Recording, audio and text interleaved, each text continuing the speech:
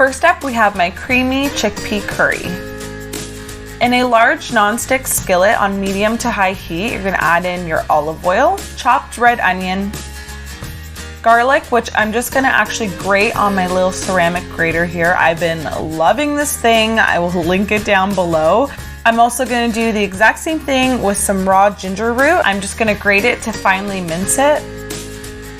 And then you're just gonna saute everything for about a minute before adding in your spices. We have some curry, coriander, cumin, chili powder, and paprika.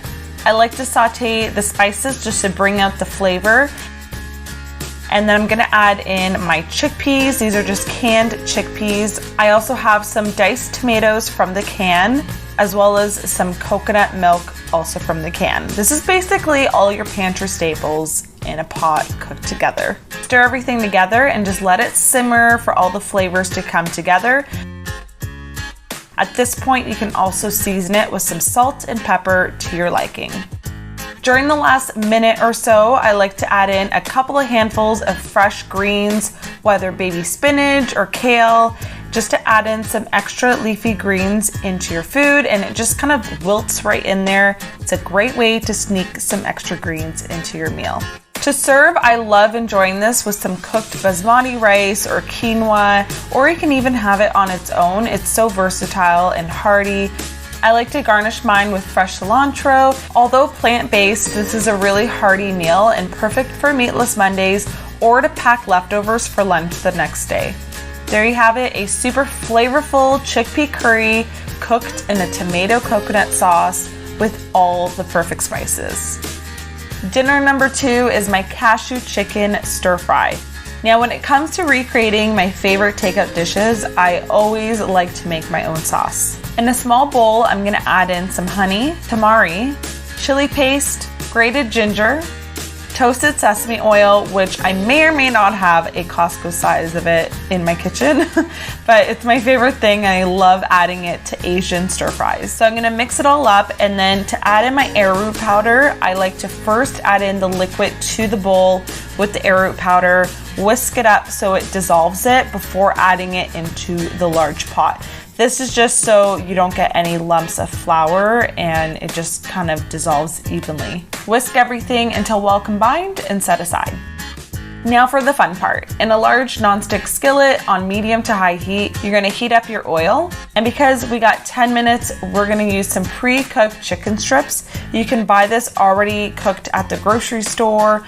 I'm also going to use a pre-chopped vegetable mix that you can also find at most grocery stores nowadays. This one has a mixture of zucchini, carrots, peppers, cabbage, onions, you name it. And then I'm just adding in some water. This is going to help everything cook up and not burn without adding any extra oil. The trick to a great stir fry is keeping it on high heat while stirring consistently. That way your veggies stay nice and bright and crunchy without overcooking and becoming soggy. Go ahead and add in your sauce, stir that in, and then we're gonna add in our raw unsalted cashews. And I love adding cashews. They have such a nice buttery crunch and they're just gonna absorb all that delicious saucy goodness. And to be honest, there's just something about chicken and cashews in a stir fry that I can't resist. You can enjoy the stir fry on its own or serve it with rice or quinoa, or in this case, I have some soba noodles that I cooked up. And then for a little garnish, I added on some toasted sesame seeds. I know you're gonna love this homemade takeout version of cashew chicken, especially the sauce. It's so good, you won't even believe you made it at home. All you have to do is master the chopsticks and you're all set.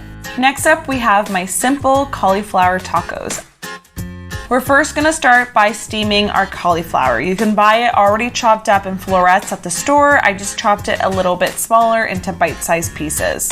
I will link this bamboo steamer that I'm using down below in the info box. First, we're gonna prepare the slaw so everything can marinate while we work on the cauliflower. In a large bowl, I have some pre-chopped kale slaw. Add in some lime juice, mayonnaise. I like using veganese, but you can use any one that you prefer.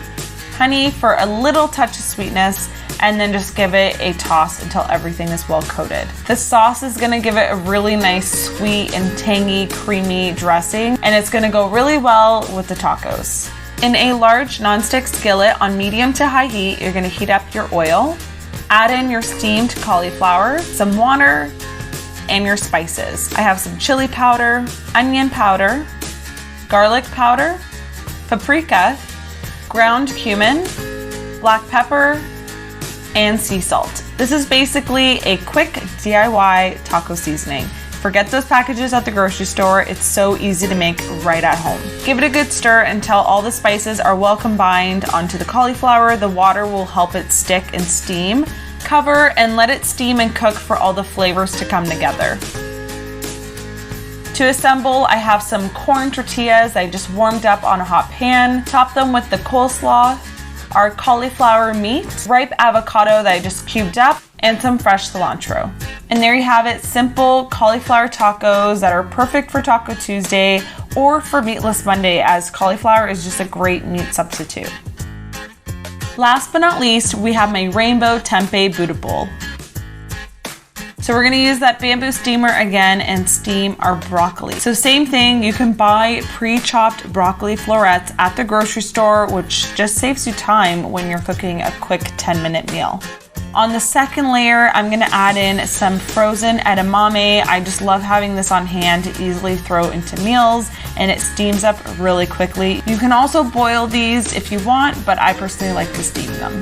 For the dressing, we're making one of my super simple tahini dressings. All it is some tahini, lemon juice, water, a pinch of sea salt and black pepper, and you're done. All you have to do is whisk it up with a fork until everything combines and gets really creamy, and you have a super simple lemon tahini dressing that you can put on almost anything. In a large nonstick skillet on medium to high heat, we're gonna heat up our oil.